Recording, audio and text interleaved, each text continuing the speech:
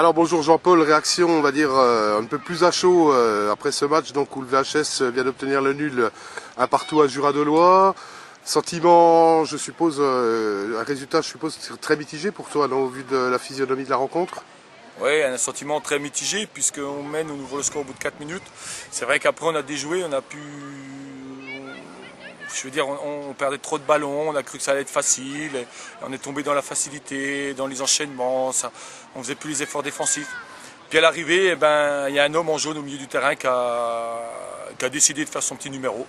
Donc il a fait son petit numéro, il nous siffle un penalty imaginaire, puisque Jérémy prend le ballon dans le nez et il sort avec un saignement du nez, donc penalty imaginaire alors que tout le monde l'a vu. Et puis dans la foulée, il nous expulse un joueur. Donc à 1-1, à 10 contre 11, ça devient plus délicat.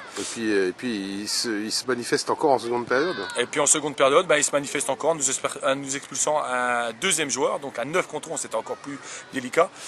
Non, moi ce que je retiens sur ce match, c'est le comportement de mon équipe, qui malgré tout ce qui était l'environnement, tout ce qui était autour de ce match, est resté calme. Bon, malheureusement, on perd 2 joueurs ce soir sur carton rouge.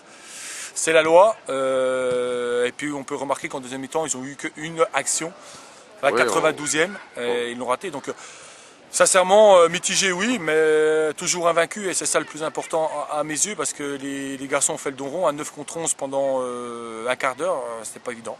Et ça c'est bien pour la suite. On a vu que ton équipe effectivement finissait très bien physiquement cette rencontre et aurait mérité, on va dire, sur les dernières actions de l'emporter, quoi. Ouais, on aurait mérité de l'emporter. Maintenant, il nous manquait un peu de lucidité dans le dernier geste. Les attaquants ont tellement fait d'efforts pour défendre, pour être bien en bloc. Mais ce que je vois, c'est que il va falloir batailler et contre l'adversaire et contre tout ce qui se passe autour cette année en CFA2. Donc, je pense que Vesoul a un peu l'équipe à battre. Donc, on va tout faire pour revenir calme et savoir que tous les déplacements ça va être comme ça, puisqu'à Chettingham c'était déjà comme ça.